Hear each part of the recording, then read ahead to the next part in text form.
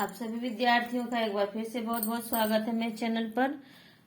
आज हम अलंकारों की सीरीज चला रहे हैं। उसी क्रम में 2 वीडियो मेरी आ चुकी है जिसमें शब्दालंकार हम पढ़ चुके हैं और आज हम अर्थालंकार पढ़ने जा रहे हैं। तो देखिए, चलिए बिना देर किए शुरू करते हैं। जब अर्थ के द्वारा काव्य की शोभा बढ़ाई जाती है तो वहाँ अर्थालंकार होता है। और अर्थालंकार के निम्नलिखित भेद हैं। तो पहला इसमें है उपमा अलंकार। उपमा अलंकार को आप लोग बहुत अच्छी तरह से समझने की कोशिश करिएगा, इसके चारों अंगों को, क्योंकि बार बार ये हमें आगे और भी अलंकारों में मिलने वाले हैं। इसलिए बहुत ध्यान से इसको समझने का प्रयास करिएगा। और कोई चीज ना समझ में आए, फिर भी दिक्कत लगे, तो आप कमेंट सेक्शन में जरूर पूछ सकते हैं। उपमा अलंकार जब उभयनिष्ठ गुणधर्म के कारण किसी श्रेष्ठ गुण वाले व्यक्ति या वस्तु के साथ दूसरे वस्तु की तुलना की जाती है या समानता स्थापित की जाती है, तब वहां उपमा अलंकार होता है। जैसे उसका मुख चंद्रमा के समान सुंदर है। इसमें ये उपमा अलंकार का उदाहरण है कि उसका मुख चंद्रमा के समान सुंदर है। अब इसी एक उदाहरण से हम इसके उपमा के चारों अंगों को समझते हैं। उपमा के 4 अंग होते हैं, कौन कौन से? उपमेय, उपमान, साधारण धर्म और वाचक शब्द। उपमेय, उपमेय किसे कहते हैं? जिस व्यक्ति या वस्तु से तुलना की जाती है उसे उपमेय कहते हैं। जिस व्यक्ति या वस्तु से तुलना की जाती है उसे उपमेय कहते हैं। जैसे उसका मुख चंद्रमा के समान सुंदर है, इस उदाहरण में मुख उपमेय है। उपमान, जिससे तुलना की जाती है या एकता स्थापित की जाती है उसे उपमान कहते हैं। जैसे यहाँ चंद्रमा उपमान है, उसका मुख चंद्रमा के समान सुंदर है, यानी चंद्रमा से तुलना स्थापित की जा रही है, तो चंद्रमा उपमान है। साधारण धर्म क्या है? जिस उभयनिष्ठ गुण के कारण तुलना की जाती है या समानता स्थापित की जाती है उसे साधारण धर्म कहते हैं।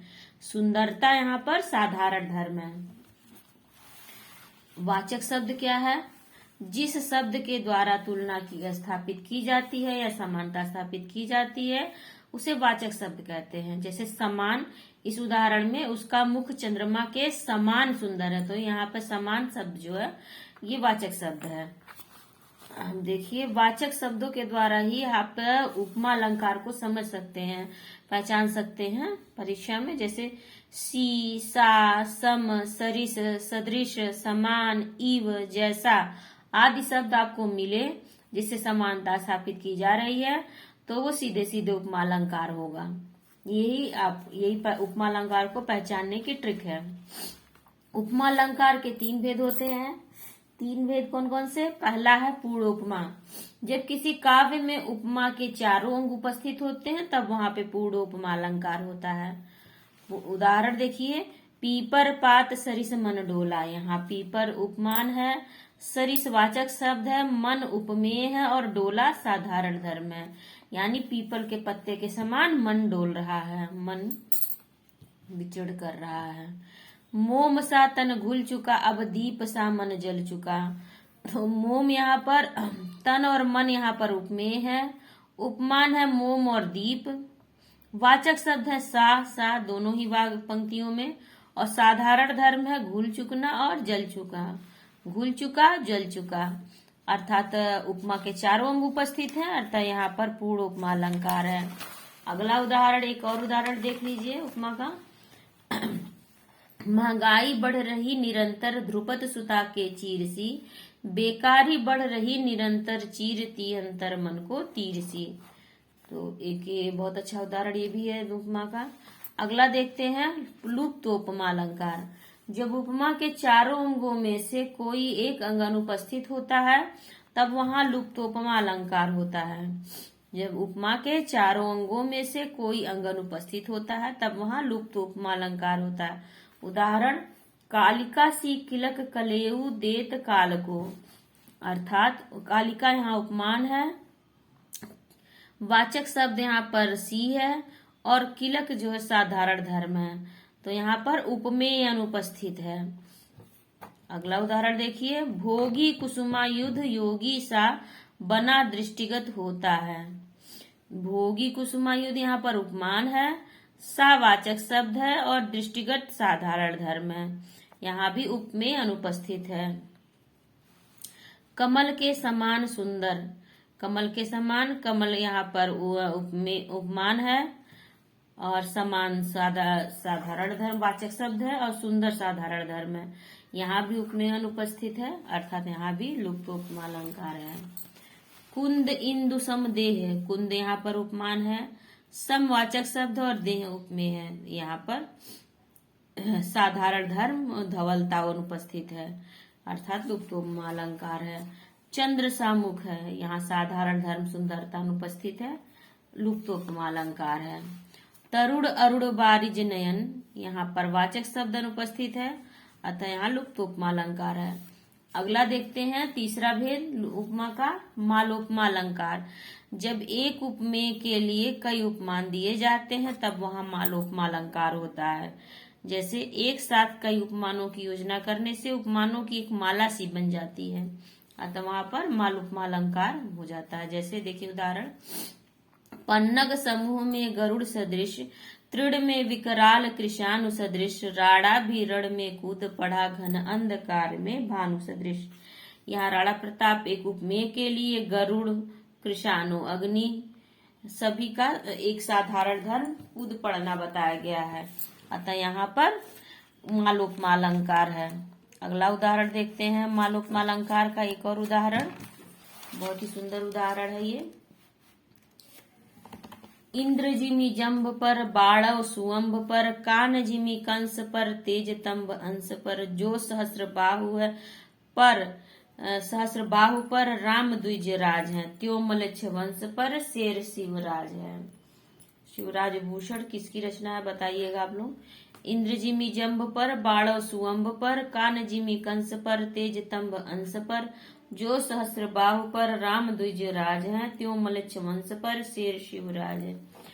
इसका मतलब देखिए, इंद्र जिस तरह से जम्ब नामक राक्षस पर भारी हैं, बड़वाग्नि जिस तरह से समुद्र को सुखा देती है, कान्हा ने जिस तरह से कंस को मारा था, जिस तरह तेज प्रकाश अंधकार को नष्ट कर देता है, जिस तरह से सहस्रबाहु को राम द्विजराज अर्थात परशुराम ने मारा था, उसी तरह मलेच्छ वंश के संहार के लिए शिवराज हैं।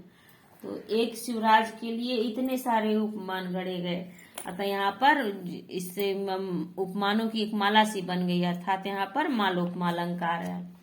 अगला देखिए, बहुत ही महत्वपूर्ण अलंकार है ये भी, प्रतीप अलंकार। प्रतीप अलंकार किसे कहते हैं? यह उपमा का उल्टा होता है। जब प्रसिद्ध उपमान की तुलना उपमेय से कर दी जाती है तब प्रतीप अलंकार होता है।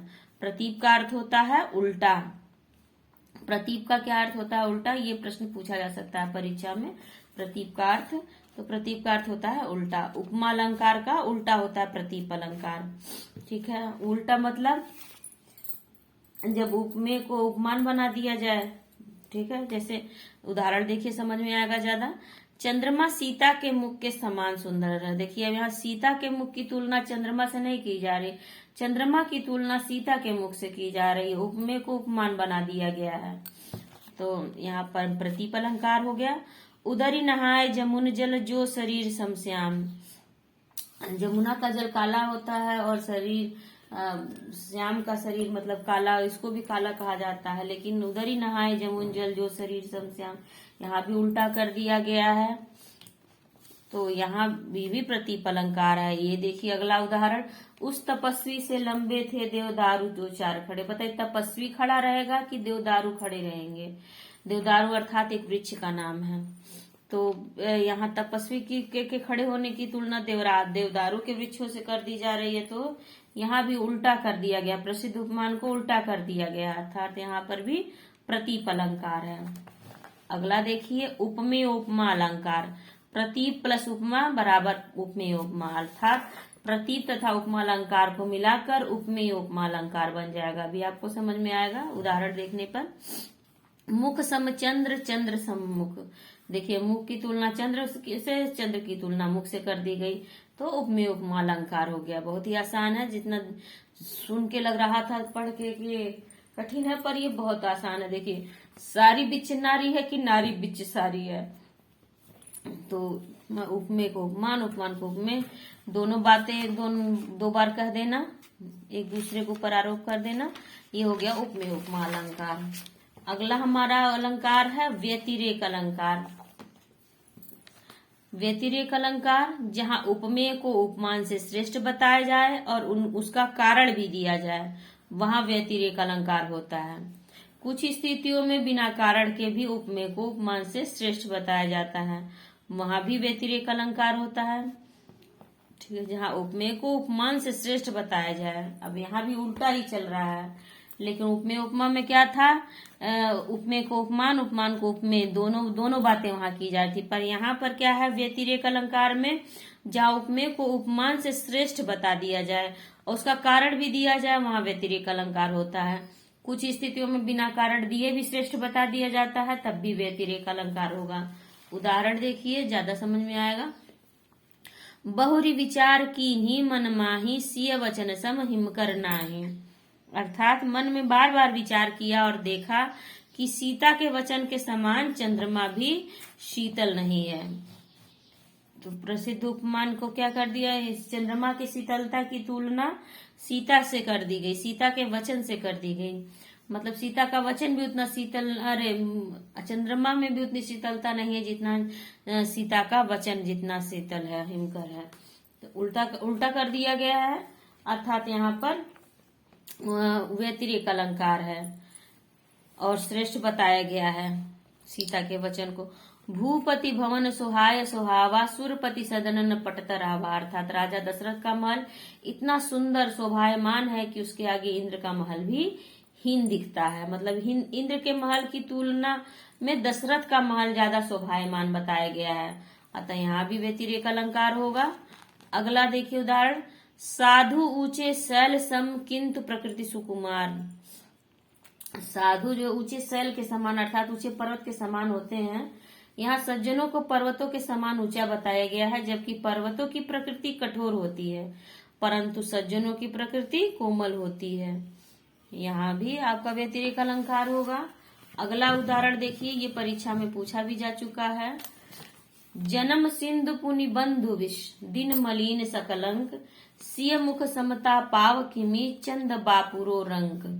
अर्थात चंद्रमा सीता के मुख की बराबरी कैसे कर सकता है, बेचारा तो भिखारी है, क्योंकि इसका जन्म समुद्र में है और इसका भाई भी विष है। मतलब समुद्र से ही चंद्रमा की उत्पत्ति भी हुई थी और समुद्र से ही विष भी निकला था। दूसरे, चंद्रमा दिन में मलिन हो जाता है, दिखाई नहीं देता, जबकि सीता दिन में भी दिखाई देती हैं। चंद्रमा में दाग भी अर्थात कलंक है, जबकि सीता का मुख निष्कलंक है। अर्थात यहाँ भी हर एक चीज में, कई चीजों में सीता से तुलना कर दी गई है चंद्रमा की, और हर जगह उसको सीता को श्रेष्ठ बताया गया है, अर्थात यहाँ भी व्यतिरेक अलंकार है। अगला हमारा उदाहरण देखिए, अलंकार है अनन्वय अलंकार। जब उपमेय का कोई उचित उपमान नहीं मिलता तब उपमेय को ही उपमान बना दिया जाता है। जब उपमेय का कोई उचित उपमान नहीं मिलता तब उपमेय को ही उपमान बना दिया जाता है, ऐसे में अनन्वय अलंकार होता है। मतलब कि उससे श्रेष्ठ कोई चीज है ही नहीं जिससे उसकी तुलना की जा सके, तो वहां पर अनन्वय अलंकार होता है। जैसे राम से राम, सिया से सिया, बहुत ही आसान है, लग नहीं रहा था, लेकिन देखिए उदाहरण देख के समझ में आया ना। उपमा विहीन रचा विधि ने, बस भरत के सम भरत हैं। इन दोनों उदाहरणों में देखिए भरत के सम भरत है, मतलब कोई दूसरा है ही नहीं जिससे उनकी तुलना की जा सके। और राम से राम, सिया से सिया, मतलब कोई अन्य व्यक्ति है ही नहीं जिससे इनकी तुलना की जा सके, अतः अनन्वय अलंकार है। लग रहा है बहुत कठिन, लेकिन बहुत कठिन नहीं है। देखिए आप लोग उदाहरण 2-3 बार आप लोग इसको अच्छे से समझ लीजिए, पढ़ लीजिए, अपनी नोट्स बुक्स में लिखते जाइए। आपको इसको याद नहीं करना पड़ेगा, सिर्फ आपको परीक्षा 2-3 बार अच्छे से इसको समझ लीजिए, और परीक्षा के पहले जब भी आपकी परीक्षाएं हो तो इसको एक बार जरूर देख लीजिए। आपको सब दिमाग में ये रहेंगे, जब ऑप्शन आएगा, उदाहरण आएगा, आप वहां पर समझ जाएंगे ये कौन से अलंकार की बात कही जा रही है। अगला हमारा अलंकार है रूपक अलंकार। जब उपमेय में उपमान का भेद रहित आरोप होता है तब वहां रूपक अलंकार होता है। जब उपमेय में उपमान का भेद रहित आरोप होता है तब वहां रूपक अलंकार होता है। रूपक अलंकार के 3 भेद हैं, कौन कौन से? निरंग रूपक, सांग रूपक और परंपरित रूपक। कौन कौन से भेद है रूपक के? निरंग रूपक, सांग रूपक और परमपदित रूपक। कभी कभी यही प्रश्न हो जाएगा कि रूपक के कितने भेद होते हैं, तो 3 भेद होते हैं। पहला देखते हैं निरंग रूपक। जब काव्य में उपमेय और उपमान का अभेद रहता है या उपमेय में उपमान के केवल एक ही अंग का आरोप होता है तो निरंग रूपक अलंकार होता है। मतलब उपमान के किसी एक अंग का आरोप हो, वहां पर अभेद स्थापित किया जाए, वहां निरंग रूपक अलंकार होता है। जैसे उदाहरण देखिए, चरण कमल बंदव हरिराई, यहाँ केवल चरण एक ही अंग का आरोप कमल पर किया गया था, निरंग रूपक अलंकार है। अगला उदाहरण देखिए, बंदव गुरुपद कंज, यहाँ भी एक ही केवल पद की केवल चरणों का ही यहाँ पर भी स्थापित किया गया है, बंदव गुरुपद कंज कहा गया था, यहाँ भी निरंग रूपक अलंकार है। अगला उदाहरण देखिए, अवधेश के बालक चारि सदा तुलसी मन मंदिर में विहरे, तुलसी के मन मंदिर में यहाँ पर रूपक है, मन मंदिर में, मन केवल मन को एक अंग का आरोप किया गया है, अतः यहाँ भी निरंग रूपक है शत्रु भी यो मग्न जिसके शौर्य पारावार में, यहाँ शौर्य पारावार में रूपक है, तो केवल शौर्य के परिप्रेक्ष्य में बात कही जा रही है, अतः यहाँ भी निरंग रूपक अलंकार है। अगला देखते हैं सांग रूपक अलंकार। अगला भेद है सांग रूपक अलंकार। जब उपमेय एवं उपमान के सभी अंगों का आरोप होता है तब वहां सांग रूपक होता है। जब किसी एक अंग का आरोप होगा तो निरंग रूपक होगा, जब भी सभी अंगों का आरोप कर दिया जाएगा तो सांग रूपक होगा। चलिए उदाहरण देखिए, समझ में आएगा। माया दीपक नर पतंग भ्रमि भमि इवै पड़ंत, कह कबीर गुरु ज्ञान ते एक आध उबरंत। देखिए, माया में दीपक तथा नर में पतंग का आरोप कर दिया गया है, सभी अंगों का आरोप है, अतः यहाँ पर सांग रूपक अलंकार होगा। अगला उदाहरण देखिए, उदित उदय गिरि मंच पर रघुबर बाल पतंग, बिगसे संत सरोज सब हर्षे लोचन भृंग। यहाँ मंच रूपी उदयाचल पर्वत पर बाल रूपी रघुबर उदित होते हैं, वे जैसे ही आते हैं संत रूपी कमल खिल जाते हैं। कमल जब खिल जाते हैं तब संतों के नयन रूपी भौरे प्रफुल्लित हो जाते हैं। देखिए, यहाँ पर सभी अंगों का आरोप हो रहा है, सांग रूपक अलंकार है। अगला उदाहरण देखिए, संतो भाई आई ज्ञान की आंधी, भ्रम की टाटी सब उड़ानी माया रही न बांधी रे, दुचिता की दुई धुनी टूटी भ्रम का बलिंदा फूटा। उदाहरण देखिए, ज्ञान उपमेय आंधी उपमान। संतो जब ज्ञान रूपी आंधी आई तब माया रूपी रस्सी टूट गई, भ्रम रूपी टाटी उड़ गई, दो चित्त मन के संकल्प और विकल्प हैं, दुचिता की धुनी टूटी और भ्रम का बलिंदा फूटा। ये इसका अर्थ हुआ। देखिए, सभी अंगों का आरोप हो रहा है इन सभी उदाहरणों में, यहाँ पर सांग रूपक अलंकार है। एक और उदाहरण देखिए, इसका आ गया सांग रूपक का है। पाप प्रहार प्रकट भई सोई, भरी क्रोध जल जाहि न जोई, भूप मनोरथ सुर तरु मूला, ढाहति चली विपति वारिधि अनुकूला। कैकेयी रूपी नदी पाप रूपी पहाड़ से प्रकट हुई है, जिसमें क्रोध रूपी जल भरा हुआ है, जिसे देखा नहीं जा रहा है। राजा के इच्छा रूपी कल्प वृक्ष को कैकेयी रूपी नदी से ढाते हुए जड़ से उखाड़ती हुई चली विपत्ति रूपी समुद्र की ओर कैकेयी रूपी नदी बही जा रही है। तो यहाँ भी सभी अंगों का आरोप हुआ, इस उदाहरण में भी सांग रूपक। अगला उदाहरण देखिए, बीती विभावरी जागरी, अंबर पन घट में डुबो रही, तारा घट उषा नागरी। ये उदाहरण परीक्षाओं में कई बार पूछा गया है, ये बहुत इंपॉर्टेंट है। तारों भरी रात बीत गई है, अंबर रूपी पनघट में काल रूपी चतुर स्त्री नागरी तारे रूपी घड़े को डुबो रही है। तो यहाँ भी सांग रूपक का ये उदाहरण है। अगला हम देखते हैं परंपरित रूपक। जब एक आरोप दूसरे आरोप रूपक का कारण होता है तब एक रूपक के दूसरे रूपक की पुष्टि होती है, तब परंपरित रूपक होता है। अर्थात जब एक आरोप दूसरे आरोप रूपक का कारण होता है तथा एक रूपक के द्वारा दूसरे रूपक की पुष्टि होती है, तब वहां पर परंपरित रूपक होता है। एक रूपक दूसरे रूपक का कारण होगा तब परंपरित रूपक होगा। देखिए, ये उदाहरण भी कई बार पूछा गया है और ये भी बहुत इंपॉर्टेंट है। सखी नील नभस्सर से निकला यह हंस आहा तिरता तिरता, अब तारक मौक्तिक शेष नहीं निकला जिनको चरता चरता। मैं इतने उदाहरण आप लोगों को दे रही हूँ, इन्हीं उदाहरणों में से आपको परीक्षा में मिल जाएगा, इसके बाहर आपको भटकना नहीं पड़ेगा।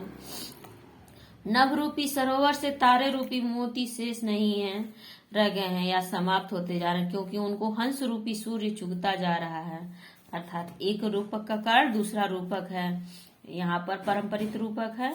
अगला देखिए, उदयो ब्रज नभ आई यह हरिमुख मधुर मयंक। यहाँ पहले ब्रज को नभ बनाया, फिर हरिमुख को मयंक बनाया। यहाँ दूसरे रूपक से पहला रूपक जुड़ा हुआ है, अतः यहाँ पर भी पारंपरिक रूपक है। अगला देखिए, ये उदाहरण भी बहुत अच्छे, बहुत सुंदर है और बहुत इंपॉर्टेंट भी है। राम कथा सुंदर करतारी संशय विहग उड़ावन हारी।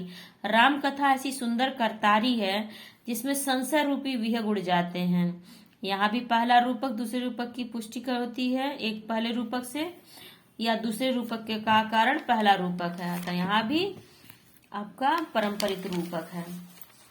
अगला हमारा अलंकार है उत्प्रेक्षा अलंकार। उत्प्रेक्षा अलंकार किसे कहते हैं? जब उपमेय में उपमान की संभावना प्रकट की जाती है तब वहां पर उत्प्रेक्षा अलंकार होता है। उत्प्रेक्षा अलंकार को पहचानने की ट्रिक है मन मानहु मनहु मन जानो जनहु जानहु जनु निश्चय मेरे जान इव आदि उत्प्रेक्षा के वाचक शब्द हैं।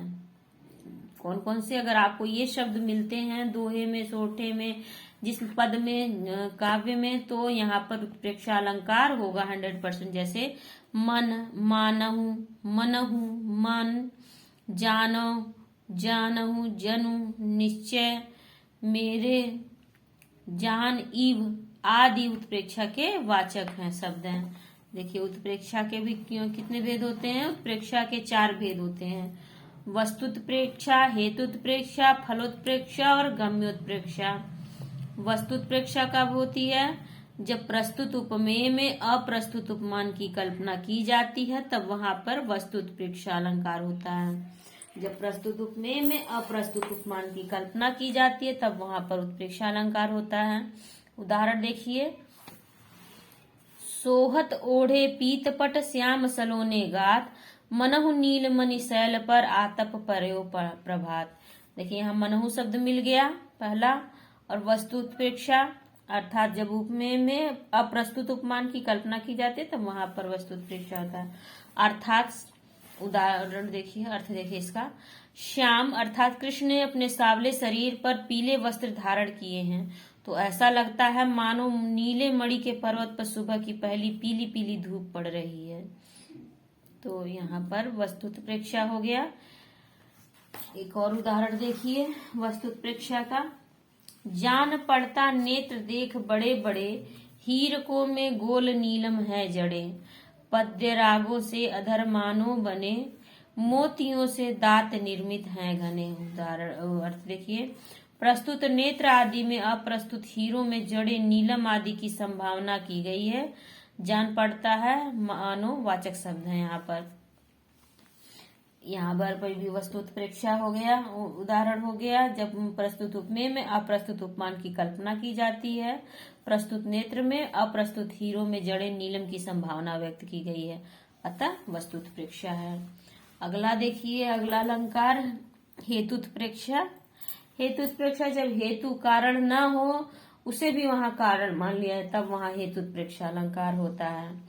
हेतुत्प्रेक्षा बहुत ही अच्छा सुंदर अलंकार है, प्रकार है उत्प्रेक्षा का। जो कारण ना हो उसे भी कारण मान लिया जाए तो वहां पर हेतुत्प्रेक्षा अलंकार होता है। उदाहरण देखिए, बहुत सुंदर उदाहरण है जायसी से ये, पीयूषो कहेउ संदेशड़ा हे भौरा हे काग सो धनी विरहे जरी मुई तहिक धुआ हम लाग। यहाँ पर नायिका नागमती कहती है, पीयू अर्थात पति से कहो संदेश, हे भौरे हे काग तुम्हारे विरह से तुम्हारी पत्नी जलकर मर गई और उसके जलने से जो धुआं लगा उससे हम काले हो गए हैं।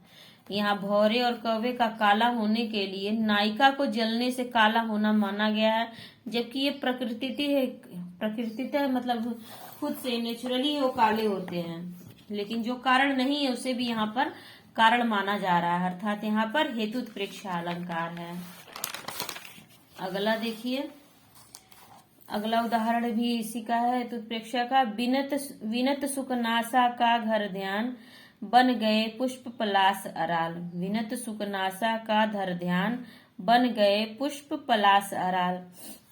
यहाँ सुकनासिका का ध्यान करके पुष्प पलाश बन गए हैं, अराल बन गए हैं। पलाश का फूल आप लोगों ने देखा होगा, ऐसे लंबे लंबे होते हैं, तो वो सुक की नाक का ध्यान करके ऐसा बन गया, ऐसा कवि कह रहा है। जबकि ये कारण नहीं है, वो नेचुरली वैसे होते हैं, वो पुष्प उसी तरह पलाश का फूल वैसे होता ही है। अगला देखिए फलोत्प्रेक्षा अलंकार। जहाँ किसी क्रिया के मूल में किसी फल की संभावना हो वहां फलोत्प्रेक्षा होती है। जहाँ किसी क्रिया के मूल में किसी फल की संभावना हो वहां फलोत्प्रेक्षा होती है। अर्थात किसी कार्य के फल की सिद्धि के लिए चाहे फल की सिद्धि संभव हो या न संभव हो, उत्प्रेक्षा करना, यहाँ पर फलोत्प्रेक्षा अलंकार होता है। जैसे उदाहरण देखिए, पुहुक सुगंध करही सब आशा मकु हीर काई ले ही हम पासा। जैसे उदाहरण अर्थ देखिए, समझ में आएगा। इस आशा से सारे पुष्प अपनी सुगंध को फैला रहे हैं कि मकु नायिका पद्मावती मुझे अपने नाक के पास अपने समीप ले जाए। जबकि प्रकृतितः जो सुगंध पुष्प जो सुगंध देते हैं उसका कारण ये नहीं होता है, लेकिन यहाँ पर जो कारण ना हो उसकी भी कारण, उसको कारण उसकी संभावना व्यक्त करना कि ऐसी संभावना पुष्प व्यक्त कर रहे हैं कि हम जब ज्यादा सुगंध देंगे तो नायिका जो है हमें अपने नाक के पास ले आएगी। ठीक है ना। नित्य ही नहाता क्षीर सिंधु में कलाधर है, सुंदरी नवानन की समता की इच्छा है। सुंदरी नवानन की समता की इच्छा है। यहाँ सीता माता के मुख की समता पाने के लिए चंद्रमा समुद्र में रोज नहाता है, ये कारण दे दिया गया है। अर्थात यहाँ फलोत्प्रेक्षा, इस फल की अपेक्षा करता है चंद्रमा कि मैं चंद्रमा सीता के मुख के समान हो जाऊं, इसलिए यहाँ भी फलोत्प्रेक्षा अलंकार है। अगला उत्प्रेक्षा का उदाहरण है गम्योत्प्रेक्षा। इसे ही प्रतीयमान अलंकार या प्रतीयमान उत्प्रेक्षा अलंकार भी कहते हैं। जब उपमेय प्रस्तुत में उपमान अप्रस्तुत की उत्प्रेक्षा की जाती है किंतु उत्प्रेक्षावाची शब्द न हो, तब वहां पर गम्य उत्प्रेक्षा अलंकार होता है। देखिए यहाँ पर मनुमानो जनु जानो आपको नहीं मिलेगा, मनुमानो नहीं, हाँ मनुमानो जनु जानो ये सब शब्द नहीं मिलेंगे, तब वहां पर गम्य उत्प्रेक्षा अलंकार होगा। जैसे देखिए, घिर रहे थे घुंघराले बाल अंश अवलंबित मुख के पास, नील घन सावक से सुकुमार सुधा भरने को विदुपास। यहाँ उदाहरण देखिए, श्रद्धा के मुख के पास से, ये देखिए कामायनी से है ये, श्रद्धा के मुख के पास घुंघराले बाल कंधों तक फैले थे और मुख के पास घिर रहे थे। ऐसा लगता था मानो नीले नीले घन सावक चंद्रमा के पास अमृत भरने को गए हों। ये उदाहरण हो गया गम्योत्प्रेक्षा का। जब उपमेय प्रस्तुत में उपमान अप्रस्तुत की उत्प्रेक्षा की जाती है किंतु उत्प्रेक्षावाची शब्द ना हो, तब वहां पर गम्योत्प्रेक्षा अलंकार होता है। अब कार्य कारण पर आधारित अलंकार है, इसके लिए मैं अगली वीडियो बनाऊंगी। उम्मीद है आप लोगों को जरूर पसंद आ रही होगी, मेरी वीडियो समझ में आ रही होगी। और ना समझ में आया तो आप कमेंट सेक्शन में पूछ सकते हैं, अपने विचार बता सकते हैं। जो भी लोग पहली बार चैनल पर विजिट कर रहे हैं, पहली बार मेरी वीडियो देख रहे हैं, प्लीज चैनल को जरूर सब्सक्राइब कर लीजिए। अपने विचार कमेंट सेक्शन में जरूर बताइए और पसंद आ रहा हो तो जरूर लाइक जरूर किया कीजिए। और जो भी बच्चे पढ़ रहे हैं, तैयारी कर रहे हैं टीजीटी पीजीटी की, उन तक मेरी वीडियो जरूर शेयर किया कीजिए, भेजा करिए, अपने एजुकेशनल ग्रुप में जरूर शेयर किया कीजिए। और मेरे साथ जुड़ने के लिए आप सभी का बहुत बहुत धन्यवाद।